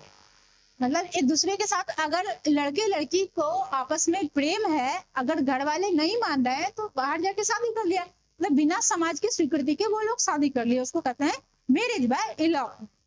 तो हमने ट्राइबल मैरिज के टाइप्स देखे। मैरिज बाय एक्सचेंज, लड़का दो लड़की लो। मैरिज बाय कैप्चर, अगर उसको वो लड़की पसंद आ गई बलपूर्वक उसको ले जाकर के अपनी पत्नी बना लेगा। नेक्स्ट है मैरिज बाय प्रोबेशन, कुछ टाइम तक जो है लड़का लड़की वाले के घर में रहेगा, उसको अगर लड़की को लड़के का व्यवहार उसके सब कुछ पसंद आ गया तो उससे शादी कर लेगी। मैरिज बाय परचेज, लड़की के घर वाले को पैसा या बहुमूल्य चीज दिया जाएगा और उसके बाद जो है उसकी लड़की से शादी करेगा। मैरिज बाय सर्विस, तो उसके घर में जाकर के अगर वो पैसा नहीं दे सकता है उसके घर में जाकर के सर्विस करेगा और उसके बाद उसको लड़की से शादी करेगा। मैरिज बाय ट्रायल, मतलब एक तरीके का लिव इन रिलेशनशिप, एक दूसरे जो है दोनों लड़का लड़की एक दूसरे के साथ जो है पारंपरिक तौर पे पति पत्नी के साथ रहेंगे, अगर उसको लगेगा कि हम दोनों सही है तो शादी कर लेंगे। और मैरिज बाय इलॉपमेंट, मतलब अगर समाज स्वीकृति नहीं दे रहा है तो ये दोनों बाहर जाए बिना स्वीकृति के शादी कर लेंगे, वो कहते हैं मैरिज बाय इलॉपमेंट। तो ट्राइबल मैरिज हमने देख लिया। हमने मैरिज का क्या है, मैरिज का सारा टाइप्स देख लिया। हिंदू मैरिज क्या होता है, उसका क्या हिंदू मैरिज एक्ट है वो देख लिया। मुस्लिम मैरिज क्या है उसके बारे में हम लोग देखा। ट्राइबल मैरिज क्या है वो हमने देखा। तो हमने सारे टाइप्स ऑफ मैरिज देख लिए। आपने जो सारे टाइप्स ऑफ मैरिज देखे उसमें कॉमन आपने क्या देखा, इसमें जो पैसा दिए जा रहे हैं वो लड़के को पैसा नहीं दिए जा रहे हैं, पैसा या जो भी वैल्यूएबल चीज है वो दिया किसको जा रहा है, लड़की के घर वाले को दिया जा रहा है। और यहाँ पे डॉरी सिस्टम अलग ही चल रहा। तो पहले जो है जो भी वैल्यूएबल चीज दिया जाता था वो लड़की के घर वाले को दिया जाता था, वो एक संकल्प के तौर पे दिया जाता था कि हाँ अब ये गृहस्थ आश्रम में जा रहे हैं तो उसको कुछ मतलब देना। वो दहेज नहीं था और वो इस तरीके से बहुत ज्यादा प्रथा नहीं बन रहा, पर जो भी है। नेक्स्ट हम लोग देखते हैं modern changes in Hindu marriage. Hindu marriage में करेंटली क्या बदलाव देखने के लिए मिल रहा है वो हम लोग देखते हैं। ओके, तो फर्स्ट है मैरिज नो लॉन्गर कंपल्सरी। अब जो है मैरिज बहुत ज्यादा कंपल्सरी नहीं रह गया है। मतलब पहले क्या था, शादी करना बहुत जरूरी था, मतलब शादी क्योंकि एक धार्मिक रिचुअल्स हो गए थे, ठीक है, एक संस्कार था, पर अब वो इतना ज्यादा कंपल्सरी नहीं रह गया है। जैसे ही वेस्टर्न कल्चर का इन्फ्लुएंस हो रहा है वो इतना ज्यादा कंपल्सरी आपने देखा भी है। आप जानते हैं कि बहुत सारे लोग शादी नहीं किए हैं, बिना शादी के रह रहे हैं, और अभी के जनरेशन शादी करना ही नहीं चाहते। बहुत सारे लोग ऐसे हैं जो शादी नहीं कर रहे हैं, वो इतने ज्यादा कॉन्सिक्वेंसेस देखे हैं मैरिज के कि अब वो शादी ही नहीं करना चाहते हैं, है ना। तो ये सब चेंजेस देखने के लिए मिल रहा है हिंदू मैरिज में। नेक्स्ट है ब्रेकिंग सगोत्र एंड सप्रवरा रिस्ट्रिक्शन। जिस तरीके से पहले था कि सेम गोत्र में शादी करना है, मतलब जो इंडोगेमी के बारे में बोल रहा है, इंडोगेमी या सप्रवरा का जो रिस्ट्रिक्शन था अपने ही में शादी करना है, वो रिस्ट्रिक्शन धीरे धीरे डिक्लाइन कर रहा है। नेक्स्ट है अपोजिशन टू चाइल्ड मैरिज। पहले क्या था, चाइल्ड मैरिज, बच्चे में शादी कर दिया जाता है, लेकिन अब वो बदला है ना। लड़की जो है 18 से कम उम्र की अगर है तो उसका शादी नहीं करवा सकता है, वो लीगल नहीं है। और लड़के 21 साल से पहले जो है वो शादी नहीं कर सकते हैं, वो लीगल नहीं। नेक्स्ट है परमिशन ऑफ इंटरकास्ट मैरिज। अब लीगली इंटरकास्ट मैरिज के लिए परमिशन भी दिया गया है। हालांकि कुछ कुछ जगह जो है वो इंटरकास्ट मैरिज करने पर सरकार के द्वारा पैसा भी दिया जा रहा है। तो ये सब जो है क्यों है, ताकि इंटरकास्ट मैरिज को बढ़ावा देने के लिए लीगली इस चीज को एक्सेप्ट किया गया है, इंटरकास्ट मैरिज को। नेक्स्ट है परमिशन ऑफ विडो रीमैरिज। अब लीगली जो है विडो का रीमैरिज करना पॉसिबल है। पहले क्या था, विडो का रीमैरिज नहीं करवाया जाता था, अब लीगली जो है इसको करवा सकते हैं। सोशल एटीट्यूड धीरे धीरे चेंज हो रहा है इसके थ्रू। Prohibition of polygamy. पहले क्या था, एक मेल जो है बहुत सारी फीमेल के साथ शादी कर सकता था, बट अब जो है वो हिंदू मैरिज एक्ट के अनुसार वो नहीं कर सकता है, एक से ज्यादा शादी, वो इलीगल है। नेक्स्ट है प्रोविजन फॉर डिवोर्स। अब जो है वो डिवोर्स भी ले सकते हैं। पहले आप डिवोर्स का इतना केसेस देखते थे, पहले आप डिवोर्स नहीं ले सकते थे, पर अब जो है धीरे धीरे डिवोर्स आप ले सकते हैं। मतलब एक टॉक्सिक रिलेशनशिप में रहने से बेहतर है कि आप डिवोर्स लेकर अलग अलग रहें, जबकि पहले नहीं होता था। पहले आप जैसे भी रह रहे हैं आप डिवोर्स नहीं ले सकते, और अब जो है आप अगर आपको लग रहा है कि हम दोनों कंपेटेबल नहीं है, आप डिवोर्स भी ले सकते हैं। ठीक है, अब ये लीगली जो है वो अंडर स्पेसिफिक सर्कमस्टांसेस में आप डिवोर्स ले सकते। इस तरीके से हमने जो भी मॉडर्न चेंजेस है हिंदू मैरिज में वो सब हमने देखा। नेक्स्ट हम लोग देखते हैं influence of family and marriage on health. हम क्या है, हम एक नर्सिंग है, हम लोग एक हेल्थ प्रोफेशनल है, तो हमारा क्या काम है, हेल्थ को प्रायोरिटी दे, है ना। हमें देखना कि जो फैमिली है, मैरिज है, उसका स्वास्थ्य पे क्या प्रभाव पड़ रहा है, वो अब हम लोग देखते अपने काम का। फर्स्ट है पॉजिटिव इफेक्ट। अब इन्फ्लुएंस पॉजिटिव हो सकता है, इन्फ्लुएंस नेगेटिव हो सकता है। पहले हम लोग पॉजिटिव इफेक्ट क्या क्या है वो हम लोग देख लेते हैं। तो फर्स्ट है joint family provide better care for elderly. या अगर जो है लोग ज्वाइंट फैमिली में रहेंगे तो क्या है, फैमिली में बहुत सारे लोग रहेंगे, अगर आप बीमार पड़ते हैं तो आपको क्या है, देखने वाला बहुत सारे लोग होगा, सब लोग सहयोग करेंगे, सब आपका टेक केयर करेंगे। और जो भी एल्डरली पीपल हैं, जो बड़े बुजुर्ग लोग हैं, उसका भी लोग सब मिल करके ध्यान रख सकता है। तो ये जो है ज्वाइंट फैमिली का फायदा। नेक्स्ट है सिक मेंबर रिसीव सपोर्ट। अगर आप बीमार पड़ते हैं तो आपको क्या है, फैमिली मेंबर से सपोर्ट मिलेगा। Emotional security reduce stress. सबके अगर आप सबके साथ रहते हैं आपको क्या है, एक इमोशनल बॉन्डिंग रहेगा, एक इमोशनल सिक्योरिटी रहेगा, जिसकी वजह से आप ज्यादा स्ट्रेस नहीं होंगे। आपको पता रहेगा अच्छा कुछ गड़बड़ हो गया, कोई बात नहीं, सब संभाल लेंगे, है ना। तो इस तरीके से आप स्ट्रेस फ्री रहता है। नेक्स्ट है family planning improve mental health. अगर आप प्रॉपर फैमिली प्लानिंग करके चलते हैं तो क्या है, आपके हेल्थ जो है वो इम्प्रूव होंगे। नेक्स्ट है better health care utilisation in nuclear family.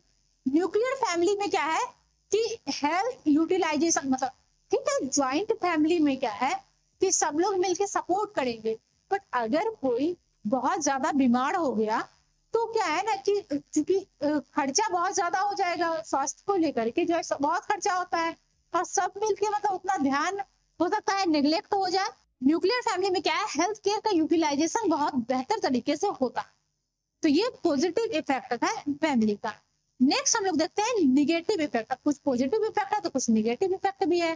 तो फर्स्ट निगेटिव इफेक्ट क्या है, चाइल्ड मैरिज में काउज एडोलसेंट प्रेगनेंसी।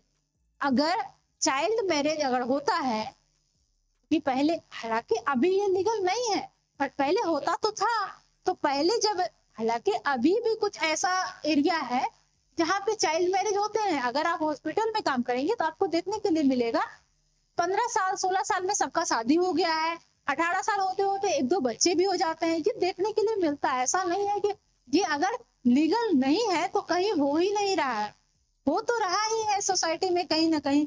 तो चाइल्ड मैरिज में क्या है, वो बहुत यंग रहती है तभी वो प्रेग्नेंट हो जाती है, उससे क्या है कि मदर को भी हेल्थ इश्यूज होंगे, उसके बच्चे जो है उसको भी हेल्थ इश्यूज होंगे। तो ये क्या है, निगेटिव इफेक्ट है हेल्थ पे। इमोशनल आइसोलेशन में इंक्रीज मेंटल इलनेस। तो क्या है, वो इमोशनल आइसोलेशन, अगर उसको लगेगा कि मेरा सपोर्ट करने वाला कोई नहीं है तो क्या है, वो अपने आप को आइसोलेटेड, कभी कभी क्या होता है ना कि आप सबके साथ रह के भी आइसोलेटेड फील करता है, जो कि आपके मेंटल इलनेस को बढ़ावा देता है। तो इस तरीके का चीज जो है, इमोशनल आइसोलेशन फील नहीं हो, इसलिए भी फैमिली बहुत हेल्प करता है। ठीक है, वुमेन इन ज्वाइंट फैमिली में एक्सपीरियंस वर्क ओवरलोड। वुमेन जो है अगर वो ज्वाइंट फैमिली में है तो सारे फैमिली का, अगर उसके फैमिली में 10 मेंबर है तो 10 फैमिली का खाना बनाना है, उसके 10 फैमिली के लिए सारा काम करना है। तो फीमेल पे, वो अकेली फीमेल पे कितना ज्यादा वर्कलोड हो गया, उसके हेल्थ पे भी इश्यूज आएंगे, है ना। तो ये सब जो है वर्क ओवरलोड की वजह से उसका हेल्थ डिक्लाइन करता है। नेक्स्ट है सुपरस्टिशन में इफेक्ट हेल्थ प्रैक्टिसेस। बहुत सारी सोसाइटी में अलग ही सुपरस्टिशंस रहता है, अंधविश्वास जिसको कहते हैं। अगर कोई बीमारी हो गया है, किसी ने नजर लगा दिया, उसको ये नहीं है कि मतलब हम डॉक्टर के पास जाए, वो झाड़ फूक करवाने में रहते हैं, जिसकी वजह से हेल्थ जो है वो और ज्यादा डिक्लाइन करते चला जाता है। तो ये सब कुछ निगेटिव इफेक्ट है फैमिली एंड मैरिज का हेल्थ पे। हमने क्या देखा, कुछ पॉजिटिव इफेक्ट देखा कि फैमिली होने से इतने सारे फायदे हैं, जॉइंट फैमिली के बहुत सारे फायदे हैं, और निगेटिव इफेक्ट भी हम लोग देखा कि फैमिली और मैरिज का क्या क्या निगेटिव इफेक्ट है। तो इस तरीके से हमारा ये यूनिट 4 जो है सोशियोलॉजी का, जो फैमिली एंड मैरिज है, ये हमारा कंप्लीट होता है, जिसमें हमने फर्स्ट पार्ट में फैमिली के बारे में सब कुछ देखा, और सेकेंड पार्ट जो कि ये लेक्चर है उसमें हमने मैरिज के बारे में सब देखा। हमारा ये यूनिट कंप्लीट होता है। इसी तरीके से आप पढ़ाई करते रहिए, एंजॉय करते रहिए, स्वस्थ रहिए, मस्त रहिए। अगर आपको ये लेक्चर पसंद आया है तो अपने दोस्तों में शेयर करें, इसे लाइक करें, एंड लास्टली थैंक यू, जय हिंद।